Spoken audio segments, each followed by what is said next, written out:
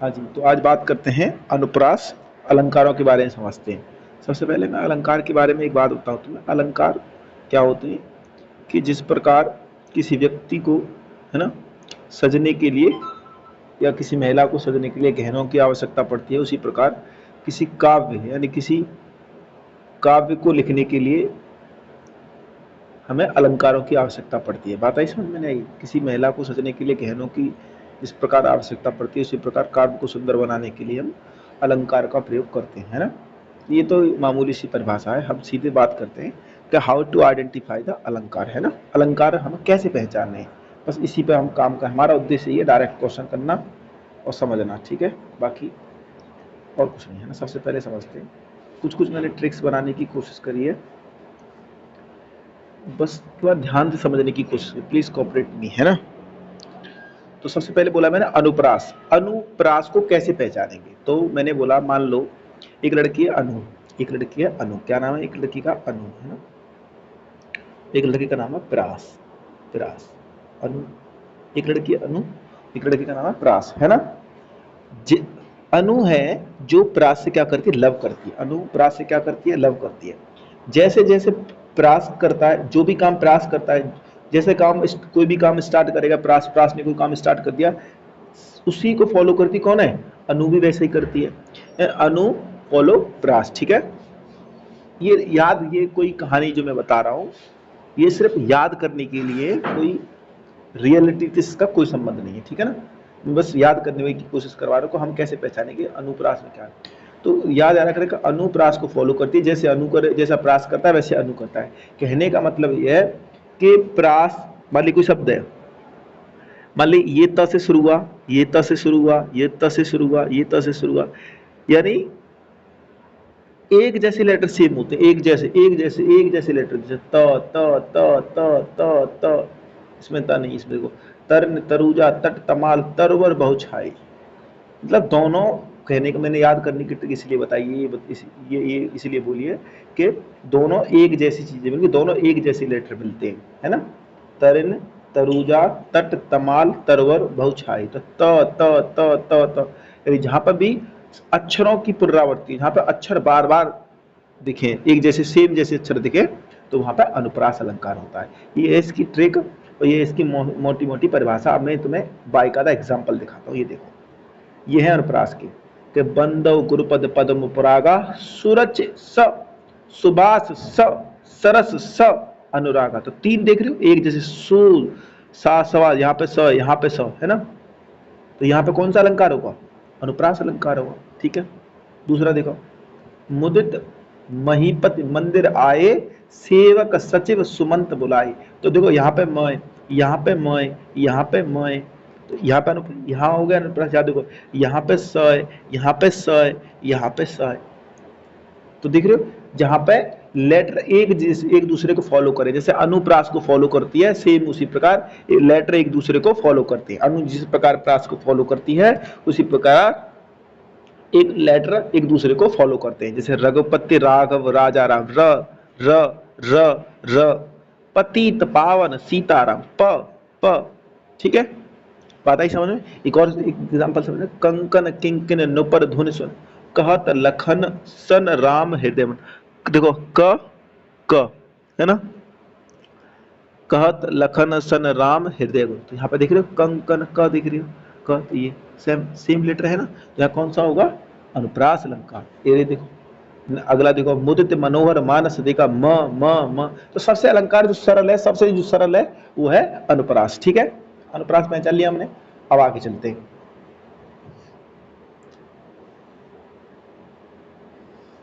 थोड़ी सी, हाँ अब समझते हैं यमक। देखो दो अलंकार होते हैं इनमें बड़ा, ये एक दूसरे के साथ, जैसे एक है यमक और एक है श्लेष, है ना, श्लेष। तो सबसे पहले हम यमक समझेंगे और श्लेष समझेंगे। इन दोनों में बड़ा कंफ्यूजन सा होता है, वो समझेंगे, है ना। अब समझो, हाँ यमक कैसे याद करें? यमक में क्या होता है? हालांकि यमक में क्या होता है कि जो वहां पे ना दो शब्द होंगे, क्या होंगे? दो शब्द होंगे यमक में, तो सेम जैसे होंगे, सेम जैसे होंगे, और सेम होंगे और उनका अलग अलग अर्थ होगा। दो शब्द होंगे, यमक में क्या होता है, दो शब्द होते हैं, है ना, दो शब्द होते हैं और दोनों का अर्थ अलग अलग होगा। ये समझ नहीं आ रहा, ये कैसे याद करेंगे, दो ही शब्द होते हैं, है ना। तो यम, तुमने एक मूवी देखी होगी, क्या नाम है उसका मुझे याद नहीं आ रहा, पर उसमें एक यम होता है और एक होता है चित्रकूट। यमा, यमा मूवी जो है, यम एक सीरियल भी आता था यम, तो उसके साथ एक यमराज रहते थे, है ना, एक रहते थे चित्रकूट, चित्रगुप्त, है ना। तो वो दो बंदे थे ना, दो बंदे भाई, यमराज, मैं याद करने के लिए करवा रहा हूँ, ये कोई कोई कहानी नहीं बता रहा, मैं सिर्फ याद करने के लिए बता रहा हूँ। तो यम और चित्रगुप्त दो व्यक्ति थे, क्या थे, दो व्यक्ति थे। तो ऐसे याद रहे, यमक से यम, यमक से हमने याद रख लिया यम, यमक से क्या याद रख लिया हम, यम। यम कैसे थे, दो व्यक्ति थे, कितने थे, दो व्यक्ति थे। बस इसी से हमें याद कर लेना है कि वहां पे क्या थे, दो शब्द आते हैं, क्या थे, दो शब्द आते हैं और उनका अलग अलग अर्थ होता है। यमक से यम, यम हमेशा दो रहते थे और दो, इसका मतलब दो शब्द होते हैं और दोनों शब्दों का मतलब अलग अलग निकलेगा। अर्थात पद में दो, दो एक जैसे शब्द मिलेंगे, दो कैसे शब्द मिलेंगे, एक जैसे शब्द मिलेंगे, दो शब्द कैसे मिलेंगे, एक जैसे मिलेंगे और उनका मतलब क्या होगा, अलग अलग होगा। अच्छा, दो कैसा है, दो एक इवन नंबर है, तो दो भी शब्द हो सकते हैं, पद में दो भी शब्द हो सकते हैं, चार भी हो सकते हैं, छह हो सकते हैं। हमें मोटा मोटा ध्यान रखना है, दो, दो का मतलब दो शब्द होंगे, दो भी हो सकते हैं, इवन नंबर है तो दो चार भी हो सकते हैं, छह भी हो सकते हैं। लेकिन बात आ रही समझ में, दो एक इवन नंबर है ना, तो है ना, तो दो से इतने ध्यान रखना, पहले तो दो भी हो सकते हैं, चार भी हो सकते हैं, मतलब इवन जितने भी कोई भी शब्द होंगे एक जैसे, वो इवन नंबर के फॉर्म में होंगे, दो चार छह, इतना होगा, इतना याद रखना है, दो चार। यम से यम, यम दो होते थे, शब्द में दो शब्द मिलेंगे, चार भी मिल सकते, छह भी मिल सकते हैं, लेकिन उनका मतलब अलग अलग होगा, ये समझो। अब समझो एग्जाम्पल, कनक कनकते सौगुनी मादकता अधिकार, बाय खाए बोराय नर, वाय पाए बोराय। तो हमने शब्द देखो, सेम जैसी लेटर लिखे, कनक एक शब्द हो गया, दूसरा शब्द मिलेगा कनक, ये दोनों एक जैसे शब्द हैं, कितने शब्द हैं, दो शब्द हैं, कितने शब्द हैं, दो शब्द हैं। मेरा कहने का मतलब है कि यहाँ दो तो शब्द हो ही सकते हैं, कभी कभी चार भी हो सकते हैं, कभी कभी छह भी हो सकते हैं, लेकिन 99% केस में तुम्हें दो मिल जाएंगे, लेकिन मैं तुम्हारी सुविधा के लिए बता दिया है कि चार भी हो सकते हैं, छह भी हो सकते हैं, ठीक है, क्योंकि ये इवन नंबर है, इसे याद रख लेना कि ये सम संख्या होती है, तो इसकी वजह से दो भी हो सकते हैं, चार भी हो सकते हैं, छह हो सकते हैं। ये बात समझ में आई नहीं आई, एक बार मैं फिर से पूरा क्लियर करके बता दे रहा हूं, समझो कि यमक से यम, यमक से यम, यम कितने होते थे, दो होते थे, दो होते थे यम, है ना, तो इसका मतलब शब्द दो मिलेंगे, दो मिलेंगे, दो से भाई, दो से चार भी हो सकते हैं, छह भी हो सकते हैं, दो इवन है, दो चार छह हो सकते हैं, है ना, दो शब्द दो मिलेंगे और दोनों का मतलब अलग अलग होगा, ठीक है। अब ये तो मैंने खुद का एक एग्जाम्पल होता है, अब मैं दिखाता हूँ बुक वाले एग्जाम्पल तुम्हें। अब देखो तुम्हें बुक वाले एग्जाम्पल दिखाता हूँ, ये देखो, ये तो मैंने अभी बताया था तुम्हें, ये देखो, दूसरे को, तीन बेर खाती थी वो, तीन बेर खाती थी, ये देखो, एक शब्द, दो शब्द, तीन बेर, एक सेम जैसे शब्द दो बार आए ना, ठीक है। अगला, अगली बार देखो, काली घटा का घमंड घटा, देखो एक, दो बार, दो सेम जैसे दो बार आए ना। अब सुनो, अरे पूरा मतलब निकालना ही नहीं है। कहे कवि बैनी बैन ब्याल की चतुराई लीनी, रत रत शोभा रत रत के शरीर,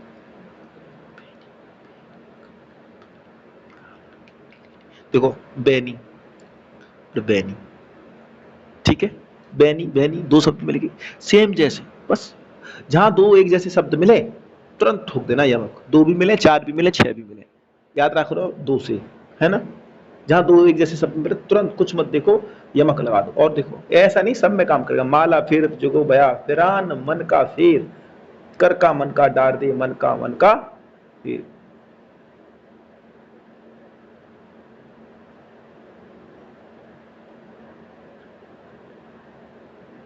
ठीक है, ये देखो,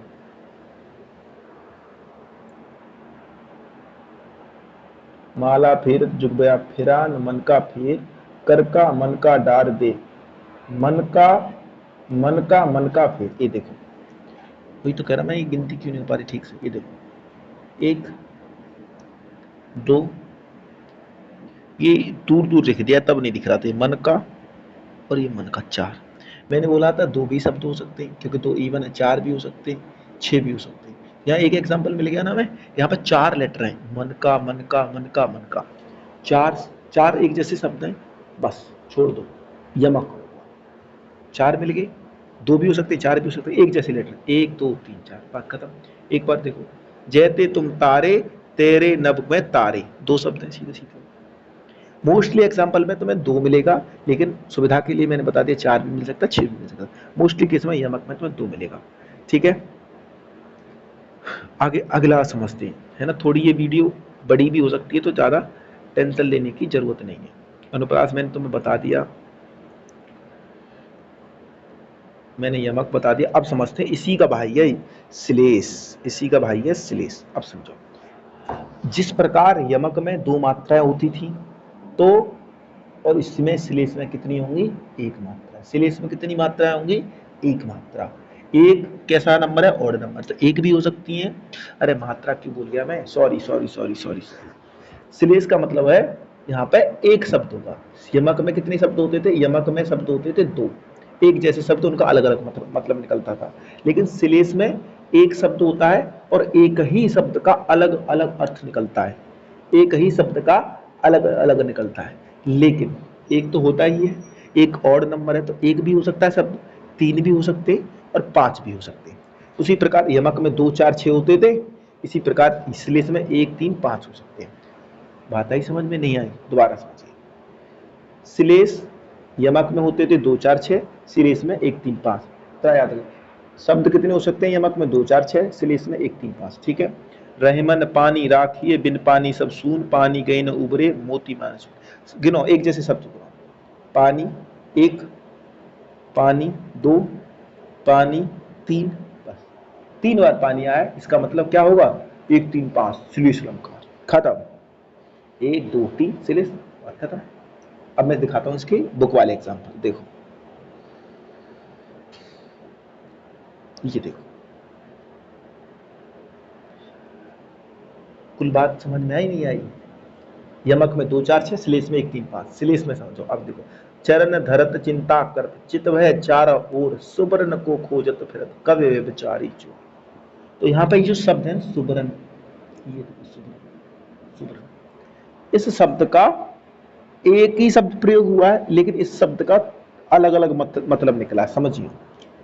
चरण धरत चिंता करत चिरत वह चारों, चोर सुबरन को खोजत फिरत। जो सुबरन है ना, सुबरन माने स्वर्ण, सोना को, खोजत फिरत, खोजते हैं कौन, कवि। कवि कवि कवि के लिए सुबरन का प्रयोग हुआ है ज्ञान से संबंधित। व्यभिचारी, व्यभिचारी का मतलब जो यंग लड़का होता है उसके लिए सुबरन होता है, मतलब एक सुबरन है ना, यंग के लिए क्या होता है, सुबरन के लिए कोई शादी के लिए, शादी से संबंधित चीज होती है कि भाई उसकी शादी करनी, तो वो उसी सुबरन के संबंध में समझता है। और चोर के लिए सुबरन क्या होता है, सोना। एक ही शब्द 3 3 जगह अलग अलग निकला है, यहाँ पे होता है श्लेष अलंकार। नहीं समझ में आया होगा भाई, यमक में 2 4 6 शब्द एक जैसे होंगे, श्लेष में 1 3 5 एक जैसे शब्द होंगे, इतना याद रखना। यहाँ पे एक ही शब्द कई जगह प्रयोग हुआ है, उसका अलग अलग अर्थ निकला है। ठीक है,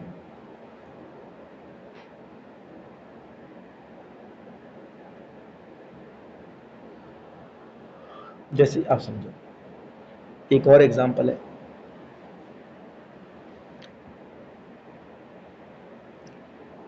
जहां काटता रस नहीं।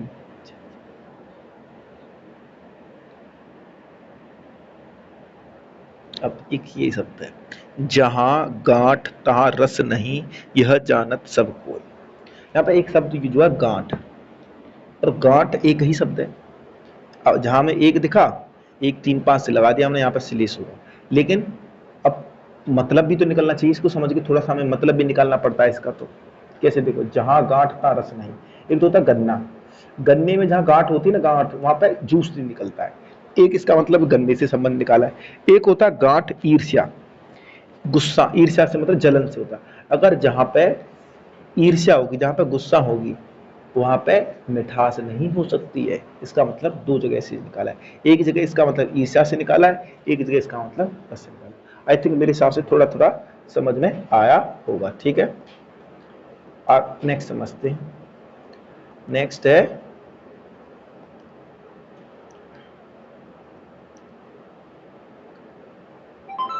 वीप्सा अलंकार, है ना। वीप्सा समझते, वीप्सा समझते कि जब किसी शब्द का भाव को बार बार रिपीट करके जोड़ दिया जाए वहां वीप्सा अलंकार होता है। वीप्सा अलंकार होता है। वीप्सा अलंकार कहाँ होता है? जहां जहां किसी शब्द या भाव को बार बार रिपीट करके दिया जाता है वहां वीप्सा अलंकार होता है। अब सुनो, मैंने इसकी ट्रिक क्या है, वीप्सा से कहते हैं। अब इसकी ट्रिक बाद में देखेंगे, पहले इसको समझो।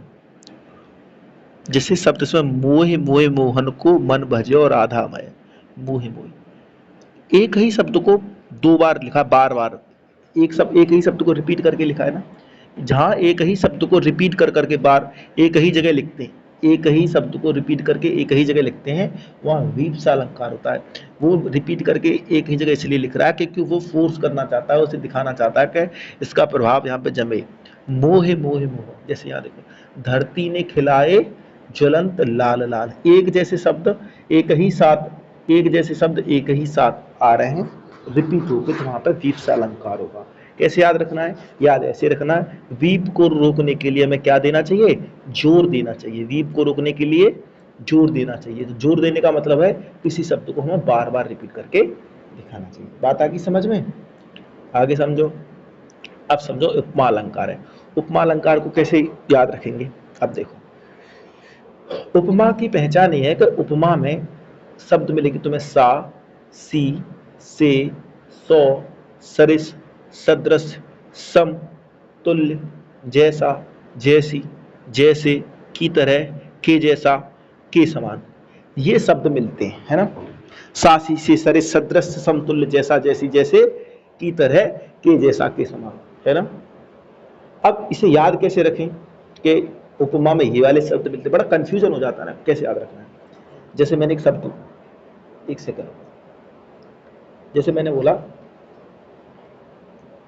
जैसे मैंने बोला, जैसे मैंने बोला गौरव सरनेम अधिराज, है ना, अधिराज।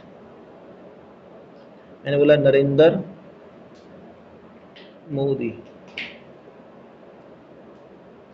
मैंने बोला विराट, विराट कोहली, कोहली, है ना।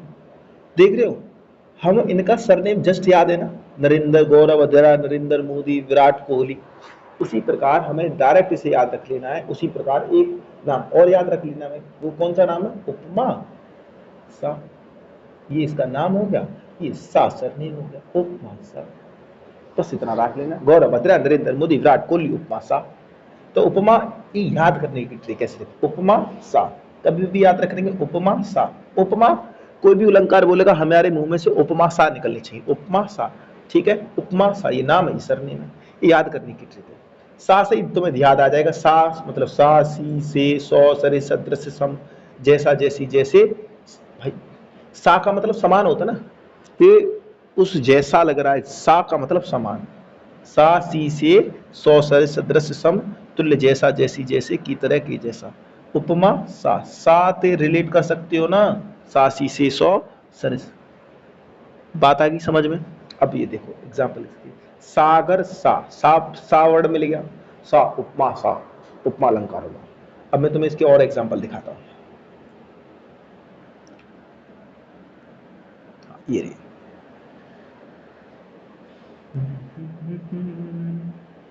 देखो, पी पर पात सरिस, सासी से सरिस, मिल गया। एक ये मिलेगा, पी पर पात सरिस, मखमल के झूले पड़े हाथी सा, मिल गया सा। जहां जो ऐसे वर्ड मिल जाए तुरंत उपमा अलंकार लगा दो, उपमा सा, उपमा सा, ठीक है। बात आई समझ में? अब आगे चलते हैं। मैं याद करने की बस ये कोशिश करवा रहा हूँ, मेरी कोशिश बस याद करवाने की है। और मैं कोई हिंदी का बहुत बड़ा वो नहीं है, लेकिन मैं याद कैसे करवाते हैं वो तुम्हें समझाने की कोशिश कर रहा हूँ। अब देखते हैं उत्प्रेक्षा। उत्प्रेक्षा अलंकार को हम कैसे पहचानेंगे कि यहाँ पर उत्प्रेक्षा है, ठीक है। कैसे पहचानेंगे? एज्यूम करो एक लड़की है, उत्प्रेक्षा, उत्प्रेक्षा नाम की एक लड़की है, है ना। मान ली ये रही लड़की हो, इसके बाल है और एक ये लड़का है, ठीक है, ये लड़का है, ठीक है, ये उत्प्रेक्षा है। ये जो लड़का है इस लड़की से क्या करता है, लव करता है, पर ये लड़की इसकी फीलिंग को समझ ही नहीं रही है, भाई समझ ही नहीं रही है। तो ये लड़का इससे क्या बोलता है, उत्प्रेक्षा जी मेरी फीलिंग को जानो, मेरी फीलिंग को जानो, मेरी फीलिंग को क्या करो तुम जानो, उत्प्रेक्षा जी मेरी फीलिंग को जानो और मेरी बात मानो, उत्प्रेक्षा जी मेरी फीलिंग को जानो और मेरी बात मानो, उत्प्रेक्षा जी मेरी मेरी फीलिंग को जानो, मेरी बात मानो। बस इसी से याद रखना, जहां पे जानो मानो वाली बात है, जनु जानो जनहु मनु मानो मनहु, जान पड़ता है निश्चित है, ये जो शब्द मिल जाएंगे वहां उत्प्रेक्षा अलंकार मिल जाएगा। अब देखो एग्जांपल इसकी, प्रैक्टिकल करो इसको। फूल फूले कास सकल मह डाही, जनु बरसा ऋतु प्रकट बुहाई, जनु मेरी बात जानो उत्प्रेक्षा जी मेरी फीलिंग को जानो। और एग्जांपल दिखाता हूं मैं तुम्हें इनके उत्प्रेक्षा के। ये देखो, सोहत ओढ़े पीत पट श्याम सलोने गाथ, मन हो मेरी बात मानो, मन हो, ये शब्द दिख गया। आगे और सखे सहित हरिस अतिरानी, सुखत धान परा जनु जानो, जन जानो मनु मानो, ये जो शब्द होते हैं। ले चला साथ में कनक ज्यों, ठीक है ना, मानो उस काल मारे क्रोध के मानो, बात समझ में आ रही है। मेरा मन अनंत कहां सुख पावे, जैसे ये शब्द मन हो मानो, बस ये इतना ध्यान रखना। उत्प्रेक्षा जी मेरी बात जानो मानो, जन जानो मनो मानो, ये वाले शब्द होते हैं, कोई बहुत बड़ी बात नहीं है मेरे हिसाब से, इनको याद रखना। अब देखो रूपक, रूपक की तो एक सीधी सी परिभाषा है, रूपक में कुछ नहीं करना है। रूपक में हमें कभी भी देखना ये वाला जो डैश मिल जाए ना, हलन, ये डैश कहीं पे भी किन्हीं दो शब्दों के बीच में ये डैश मिल जाए तुम्हें, वह 99% केस में तुम्हें रूपक मिल जाएगा। कि सर तुमने अभी दिखा था वीपसा में भी हमें ये डैश मिलता है, तो जरूरी थोड़ी का ऑप्शन में वीपसा वो भी होगा, वीपसा भी होगा, ऑप्शन भी तो काम आएंगे ना। 99% में हमारा इसी से रूपक का आंसर मिल जाता है। रूपक में तुम्हें ये वाला डैश मिल जाएगा। नहीं अगर विश्वास है तो अभी मैं तुम्हें एग्जांपल दिखाऊंगा। चरण कमल बंद हो रहा है, चरण कमल में तुम्हें एक जैसा ये मिल गया। ये दो असमान शब्दों के बीच में अगर यहाँ डैश मिल जाए तो वहाँ रूपक अलंकार होता है। मैं अभी तुम्हें एग्जाम्पल दिखाता हूँ। ये देखो एग्जाम्पल, मैया मैया मैं तो चंद्र खिलौना, देखो चंद्रमा और खिलौने के बीच में है ये डैश, है या नहीं। उद्यत उदगिर मंच पर, पूरा पढ़ना ही नहीं है मुझे, पढ़ने से मतलब ही नहीं है मुझे, तो बस ये डैश दिख रहा है, डैश रूपक, डैश कहीं भी दिख जाए रूपक मतलब। चरण कमल बंद हो रहा है, मुझे यहाँ डैश दिख रहा है, डैश, ठीक है, बस इतने से मेरा काम बन रहा है ना, मैं क्यों ज्यादा मेहनत करूं। ये देखो, अंबर पनघट में डूब रही, अंबर पनघट में डैश दिख रहा है, मन सागर, कोई ऐसा एग्जाम्पल ही नहीं है, ठीक है ना। 99% ये इससे क्वेश्चन हो जाते हैं, ठीक है। डैश रूपक में क्या मिलेगा तुम्हें, डैश मिलेगा। और आगे चलते हैं जी। अब समझते मानवीकरण। मानवीकरण में क्या होता है जी, मानवीकरण में चीजों को क्या बना देते हैं, मानव जैसी होती है। जो निर्जीव वस्तु होती है, नॉन लिविंग थिंग्स होती है, उन्हें हम लिविंग की तरह ट्रीट करते हैं। नॉन लिविंग को हम क्या करते हैं, लिविंग की तरह ट्रीट करते हैं। कैसे, अब किसी ने बोला लव इज ब्लाइंड, प्यार अंधा होता है। एक बात बताओ, प्यार की कोई रेटिना खराब हो गई है भाई, प्यार की कोई रेटिना थोड़ी खराब हुई है। प्यार एक नॉन लिविंग चीज है, नॉन लिविंग चीज है, लेकिन हमने उसको क्या बोला है, प्यार अंधा होता है। भाई अंधा थोड़ी को उसका चश्मा टेस्ट करवाना पड़ेगा, वो तो नॉन लिविंग थिंग्स है। लेकिन लिखने वाले ने इसे कैसे ट्रीट किया है, लिविंग की तरह ट्रीट किया है। तो समझ गए, समझ गए। या इसके एग्जाम्पल और दिखाता हूं मैं तुम्हें, मानवीकरण के एग्जाम्पल। मानवीकरण के एग्जाम्पल कहाँ है, मानवीकरण, हाँ ये देखो, देख दशा रघुवीर की, वृक्ष फूट फूट कर रोए, देख दशा रघुवीर की, वृक्ष फूट फूट कर रोए। अरे वृक्ष कभी फूट फूट कर रो सकते हैं क्या, कभी नहीं। लेकिन लिखने वाले ने वृक्षों को भी रुला दिया, इसका मतलब यहाँ क्या होगा, मानवीकरण होगा। उषा सुनहरे तीर बरसाती है, जय लक्ष्मी शीर। उषा माने होता सुबह, उषा माने क्या होता है, सुबह, सुनहरे तीर बरसाती है। अरे जो किरणें आती हैं सुबह सुबह, जो किरणें आती हैं, कोई वो तीर थोड़ी होती हैं, वो नॉन लिविंग चीज को उसने क्या बनाने की कोशिश की है। अब ऊषा, ऊषा सिर्फ किरणें भेजती है ना, ऐसा थोड़ी है ऊषा कोई लड़की है ऊपर से तीर मार रही है। भाई ऊषा का मतलब सुबह होती है, तो इसे लिविंग बनाने की कोशिश करते हैं, या मानवीकरण है। बताइए समझ में, मानवीकरण भी हो गया। अब समझो तुम, ये हमने मानवीकरण देख लिया। अब समझते हैं भ्रांतिमान। भ्रांतिमान, भ्रांतिमान की क्या पहचान है जी, भ्रांतिमान को कैसे पहचानेंगे। भ्रांतिमान को हम पहचानेंगे ऐसे करके, भ्रांति में मिलेंगे तुम्हें भ्रम नाम का शब्द मिल सकता है, भ्रांति नाम का शब्द मिल सकता है, जानी नाम का शब्द मिल सकता है, मानी नाम का शब्द मिलता है, समुझी। एक्चुअली भ्रांति का मतलब होता है गलती से, बाई मिस्टेक, भ्रम बस, भूल बस, कोई चीज हमने पहचान लिया। जैसे कभी हम किसी के पीछे जा रहे हैं और हम देखा अरे भाई ये तो ऐसा लग रहा है कि ये वो लड़का है, लेकिन उस पीछे मुड़ के देखते हैं उसे पीछे, हाँ भाई कौन है आप, तो वो दिखता ही नहीं है। मतलब गलती से, भ्रम से, भूल से, भ्रांति से, है ना। ऐसे शब्द मिलेंगे, भ्रम, भ्रांति, जानी, मानी, समुझी। इसके एग्जाम्पल देखो, भ्रांतिमान के एग्जाम्पल, है ना। अभी दिखाते हैं हम तुम्हें भ्रांतिमान के एग्जाम्पल। ये देखो, नाक का मोती अधर की कांति से, बीज ताड़िम का समझ भ्रांति से। भ्रांति मिलेगा तो भ्रांतिमान होगा, ठीक है। इसे देखो, जानी श्याम घनश्याम के नाच उठे वन में। जानी, देखो ये जानी शब्द मिलेगा। जानी मतलब मुझे ऐसा लगा कि ये श्याम घनश्याम है। जानी मतलब मुझे जानकर, जानी समझ रहे, ठीक है। बिंद्रावन हितरत फिरे, राधा नंद किशोर, नीरद दामिनी जानी, ये जानी शब्द मिल गया। अरे तुम्हें मतलब समझ आ रहा है कि नहीं, बस इतना समझ जाओ कि हमें आंसर तक कैसे पहुंचना है। यहाँ पर भी मिल गया, देखो जानी, ठीक है। ये देखो भ्रम शब्द मिल गया। जो कीवर्ड दे रखे हैं उनसे ही हमें डायरेक्ट आंसर तक पहुंचाना है, पूरे पढ़ने की ज्यादा नहीं, हमें सिर्फ की पॉइंट पे ध्यान रखना है, ठीक है। मानवीकरण मैंने आपको बता ही दिया था, थोड़ी इसमें पीडीएफ उल्टा सीधा हो गया इसलिए दिक्कत कर रहा है, कोई बात नहीं। अतिशयोक्ति, हाँ अतिशयोक्ति में मजा आएगा। तो अतिशयोक्ति मतलब किसी चीज की प्रशंसा बढ़ा चढ़ा कर करना, हद से ज्यादा करना। जहाँ कोई बात को बढ़ा चढ़ा कर करते, कैसे तुम हुस्न परी तुम जाने जहां तुम सबसे सी, तुम सबसे जमा सौंदर्य साबुन निर्मा। देख रहे हो किसी व्यक्ति की कितनी तारीफ की है, हद से ज्यादा की है, हद से ज्यादा की है, तो वहां क्या होगा, अतिशयोक्ति अलंकार होगा। कौन सा अलंकार होगा, अतिशयोक्ति अलंकार होगा, जहां पर किसी चीज को बढ़ा चढ़ा कर करते हैं। अब मैं तुम्हें दिखाता हूँ इसके बुक वाले एग्जाम्पल, ठीक है।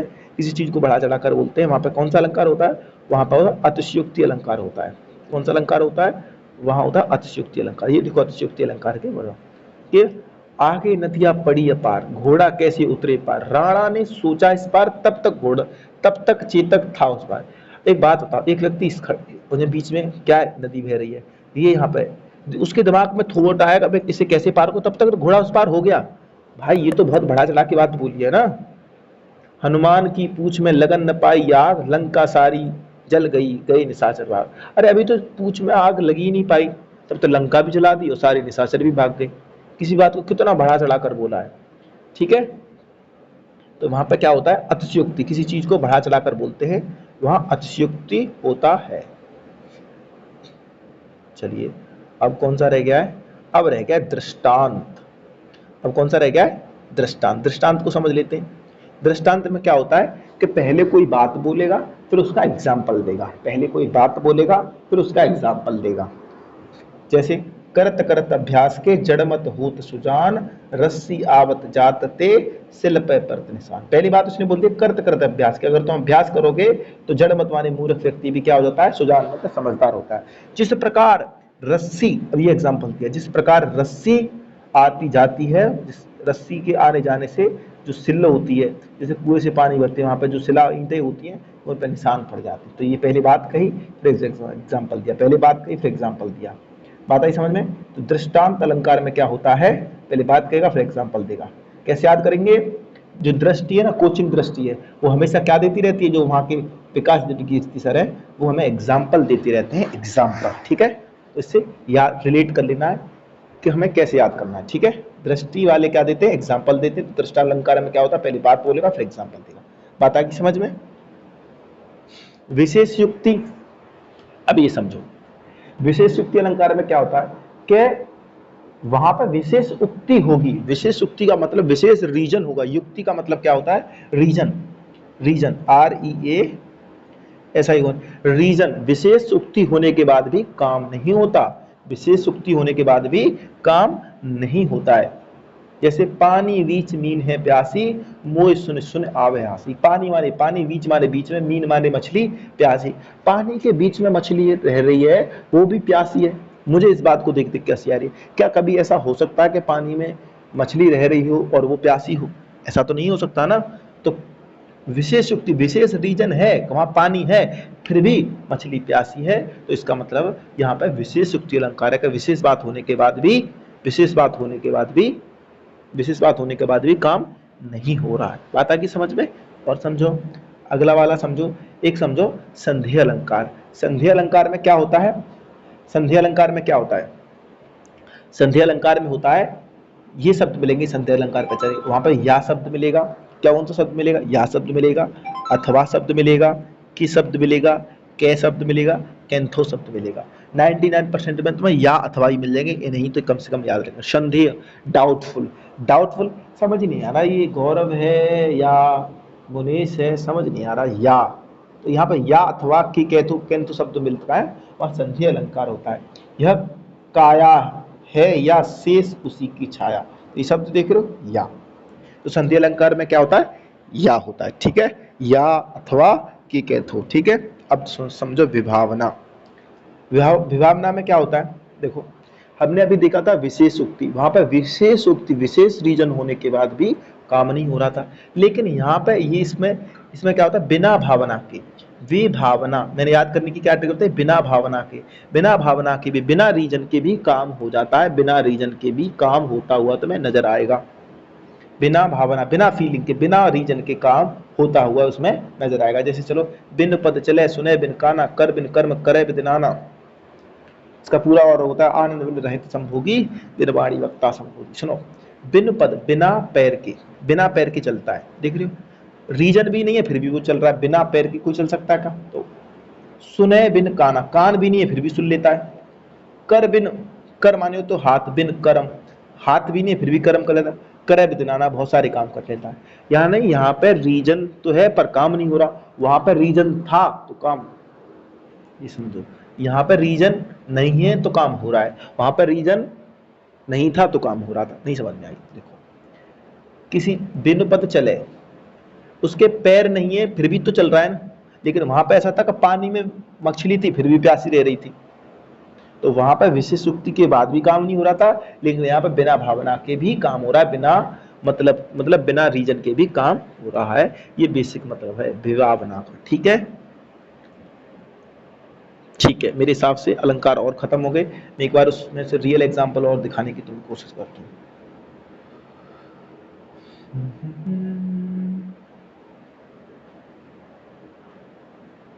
ये दृष्टांत को एक बताऊं तुम्हें, एक बार दृष्टांत को और देखो। जैसे मैंने एक बताया था कि करत करत अभ्यास की जड़ मत हो तो सुजान, है ना, इसको समझो।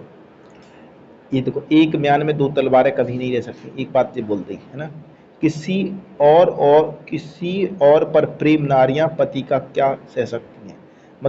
मतलब इसने पहले तो बात बोली है कि जब कोई एक स्त्री एक पुरुष से प्रेम करती है तो दूसरे से नहीं कर सकती, जिस प्रकार एक म्यान में दो तलवारें नहीं रह सकती। ये पहली बात बोली, फिर एग्जाम्पल दे दिया। इसी प्रकार ये भी बताया था मैंने, तो पानी मनुज भी आज सुख से राम नाम निकालते हैं, देखो भयंकर भेड़िए भी आज आंसू डालते हैं। समझो कि देखो भयंकर भेड़िए भी आज आंसू डालते हैं, कि जिस प्रकार भयंकर भेड़िए भी आंसू डालते हैं, उसी प्रकार पापी मनुष्य भी आज मुख से राम नाम निकालते हैं। पहली बात बोली कि पापी मनुष्य क्या करते हैं? राम नाम निकालते हैं। जिस प्रकार भयंकर भेड़िए जब उनमें डर आता है तो वो आंसू निकालने लग जाते हैं। तो ये इसके बेसिक एग्जाम्पल थे, मैंने बताने की पूरी कोशिश करी। अगर रिलेट करने की कोशिश करेंगे तो मेरे अनुसार आंसर इसके निकल आएंगे। ठीक है।